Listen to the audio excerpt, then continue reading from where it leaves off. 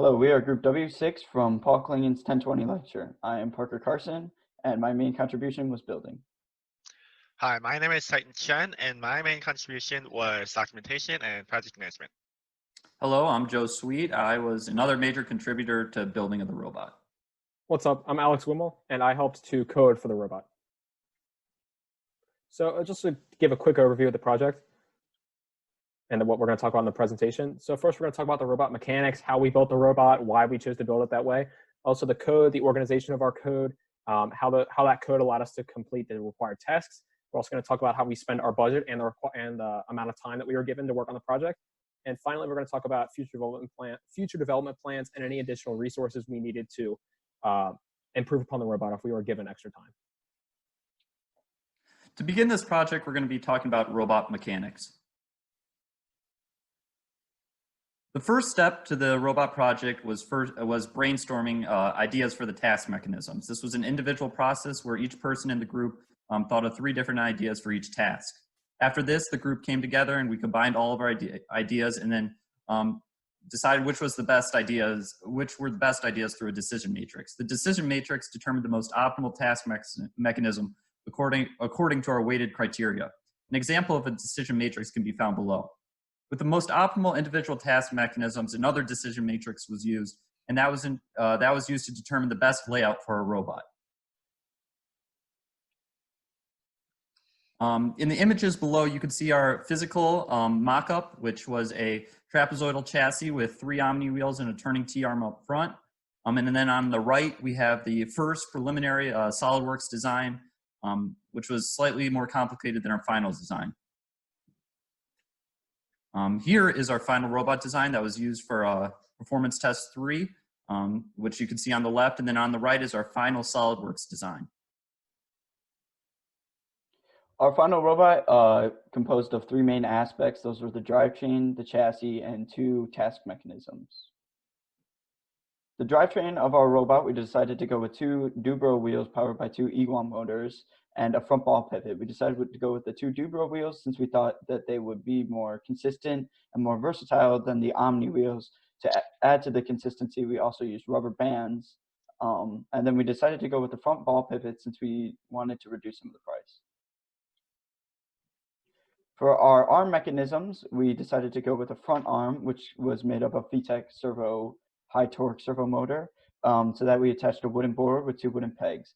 This arm did the jukebox and flipped the burger for us. The back arm was a Futaba servo motor, a wooden stiff arm, and a metal axle inserted to the wooden stiff arm. The metal axle we used to carry the tray, and the stiff arm we used to flip the lever for the ice cream machine and slide the ticket.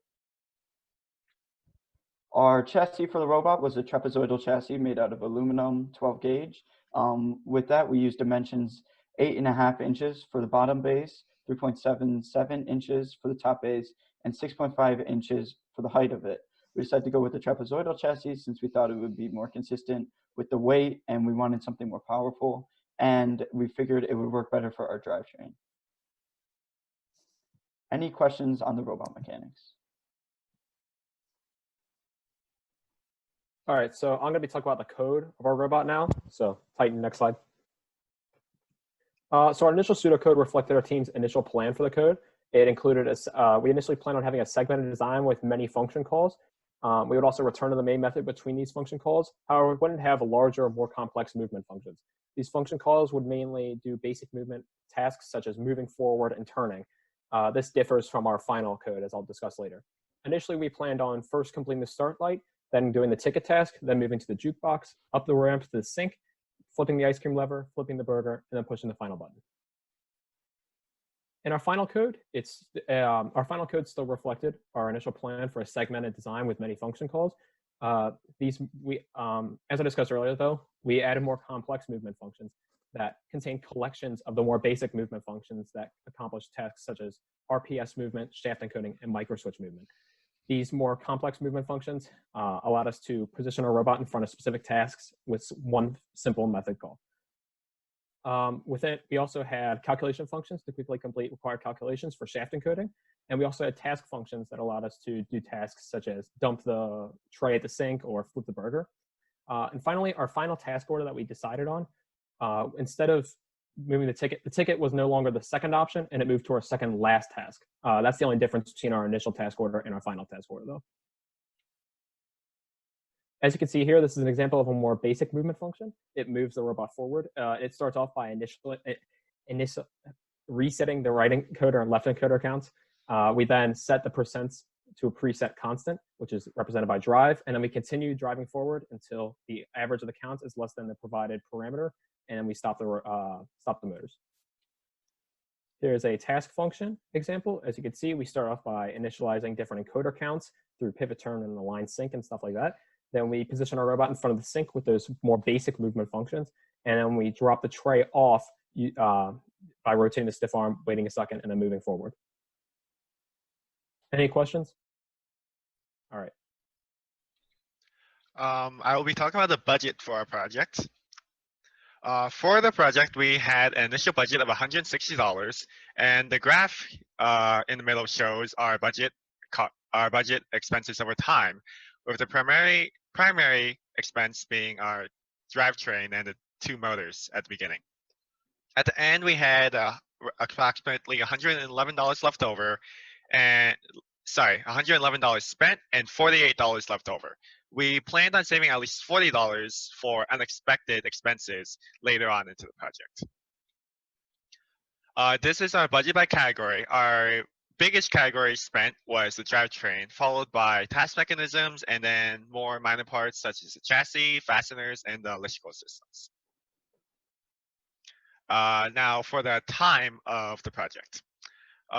Before the project started, we had made a design schedule where we would list all the tasks we need to complete for our project, assign primary and secondary roles of who was in charge of the project and who would help with the project. And to make sure we had enough time to finish each task, we always planned our finish date before the required due date by at least a few days. This is our timesheet per individual, where as you can see, builders such as Parker and Joe had the most time in CAD and construction, while the coder like Alex had the most time in coding, and I had the most time in documentation and project management, as that was my area. This is also our timesheet by category for the entire team, with the biggest category being building, followed by documentation and project management. Oh, and testing. Any questions? So for a conclusion and future development plans. So throughout this project, we learned a lot about budgeting time, scheduling work, and cooperating with teammates over a long-term, multi-month project. We also learned better decision-making methods. Our team was a little more rash in the beginning, but we learned how to make better decisions throughout the project. And we also learned skills that are applicable throughout the rest of our lives, especially in feature group projects and professional experiences. The construction and testing of the robot. By the end of the class, we were largely completed with the robot. Any money we had left over, we decided to spend on any broken parts or miscellaneous things we needed at the end. And by the end, we intended to optimize the robot for the competition by increasing the speed and efficiency and adding more with RPS and working on the ticket sliding. So for the coding, our final code reflected the code from performance test 3. So a lot of stuff was commented out that we would have implemented later. And we also plan to change the ordering of the function calls to reflect our final task ordering method. And we also plan to add other tasks that we didn't get to complete, such as the ice cream task and the push final button. And then we also wanted to increase our robot speed on the course, as Parker said, to make our robot more feasible for the final competition. And any additional resources needed if we were to continue with the project. As both Alex and Parker have said, we were largely done with the project before the changes were made. So the only person we largely needed was Alex to finish the code and the rest of us to assist with any testing. Like I said, we just needed time to finish the testing, to finish the code, sorry. A lot more hours to do additional testing so we could optimize the robot, and then just do small changes to the design as we saw areas that we could improve. Any questions? And these are our references for the project, the main robot scenario document, and then explorations that we use to learn about major hardware and software components that we use on our robot. Thank you for listening. Thank you. Thank you.